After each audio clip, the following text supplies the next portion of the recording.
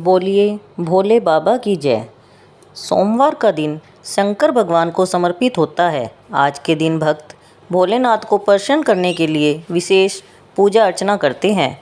कुछ लोग इस दिन व्रत रखते हैं और उपवास करके शिव की कथा करते हैं। शिव व्रत कथा इस प्रकार से है। सोमवार की व्रत कथा।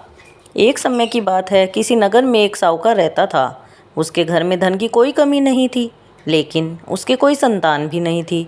इस कारण वह बहुत ही दुखी रहता था। पुत्र प्राप्ति के लिए वह प्रत्येक सोमवार व्रत रखता था और पूरी श्रद्धा के साथ शिव मंदिर जाकर भगवान शिव और पार्वती जी की पूजा किया करता था। उसकी भक्ति देखकर एक दिन माँ पार्वती प्रसन्न हो गई और भगवान शिव से उस साहूकार की मनोकामना पूर्ण करने का आग्रह किया।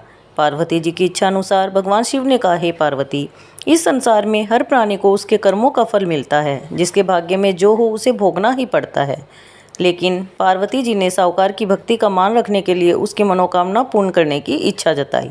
माता पार्वती के आग्रह पर शिवजी ने साहूकार को पुत्र प्राप्ति का वरदान तो दिया, लेकिन साथ में यह भी कहा कि उसके बालक की आयु केवल 12 वर्ष होगी। माता पार्वती और भगवान शिव की बातचीत को साहूकार सुन रहा था।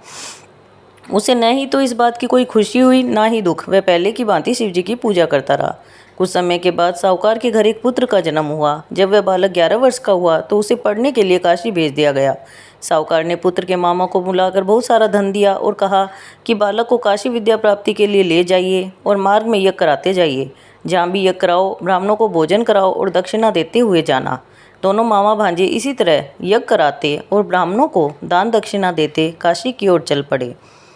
रात में एक नगर पड़ा, जहाँ नगर के राजा की कन्या का विवाह था। लेकिन जिस राजकुमार से उसका विवाह होने वाला था वह तो एक आंख से काना था। राजकुमार के पिता ने अपने पुत्र के काना होने की बात छुपाने के लिए एक चाल सोची।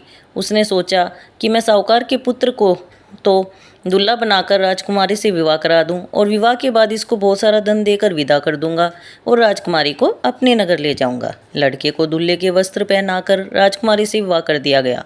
लेकिन साहूकार का पुत्र ईमानदार था। उसे यह बात न्याय संगत नहीं लगी। उसने अवसर पाकर राजकुमारी की चुन्नी के पल्ले पर लिख दिया कि तुम्हारा विवाह तो मेरे साथ हुआ है, लेकिन जिस राजकुमार के संग तुम्हें भेजा जाएगा वह तो एक आंख से काना है। मैं तो काशी पढ़ने जा रहा हूँ। जब राजकुमारी ने चुन्नी पर लिखी बातें पढ़ी और उसने माता पिता को यह बात बताई, राजा ने अपनी पुत्री को विदा नहीं किया, जिससे बारात वापस चली गई। दूसरी ओर साहूकार का लड़का और उसका मामा काशी पहुंचे। वहां जाकर उन्होंने यज्ञ किया। जिस दिन लड़के की आयु 12 वर्ष की हुई उस दिन यज्ञ रखा गया था। लड़के ने अपने मामा से कहा कि मेरी तबीयत कुछ ठीक नहीं है। मामा ने कहा, तुम अंदर जाकर सो जाओ। शिवजी के वरदानानुसार कुछ ही देर में उस बालक के प्राण निकल गए।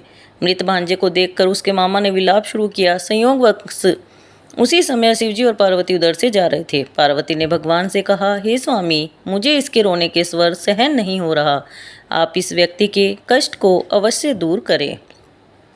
जब शिवजी मृत बालक के समीप गए तो वो बोले, ये तो वही साहूकार का पुत्र है जिसे कि हमने 12 वर्ष की आयु का वरदान दिया था। अब इसकी आयु पूरी हो गई है। लेकिन मातृभाव से विभोर माता पार्वती ने कहा, हे महादेव, आप इस बालक को और आयु देने की कृपा करें, अन्यथा इसके वियोग में इसके माता पिता भी तड़प तड़प कर मर जाएंगे। माता पार्वती के आग्रह पर भगवान शिव ने उस लड़के को जीवित होने का वरदान दिया। शिवजी की कृपा से वह लड़का जीवित हो गया। शिक्षा समाप्त करके लड़का मामा के साथ अपने नगर की ओर चल दिया। दोनों चलते हुए उसी नगर में पहुंचे जहां उसका विवाह हुआ था। उस नगर में उन्होंने यज्ञ का आयोजन किया। उस लड़की के ससुर ने उसको पहचान लिया और महल में ले जाकर उसकी खूब खातिरदारी की और बहुत सारा धन देकर अपनी पुत्री के साथ विदा किया। इधर साहूकार और उसकी पत्नी भूखे प्यासे रहकर बेटे की प्रतीक्षा कर रहे थे। उन्होंने प्रण कर रखा था, यदि उन्हें अपने बेटे की मृत्यु का समाचार मिला तो वह भी प्राण त्याग देंगे। परंतु अपने बेटे के जीवित होने का समाचार पाकर वह बेहद प्रसन्न हुए। उसी रात भगवान शिव ने व्यापारी के स्वप्न में आकर कहा, हे श्रेष्ठी, मैंने तेरे सोमवार के व्रत करने और व्रत कथा सुनने से प्रसन्न होकर तेरे पुत्र को लंबी आयु प्रदान की है। इसी प्रकार जो कोई सोमवार व्रत करता है या कथा सुनता है और पढ़ता है, उसके सभी दुख दूर होते हैं और समस्त मनोकामनाएं पूर्ण होती है। बोलिए माँ पार्वती की जय। बोलिए शिव शंकर जी की जय।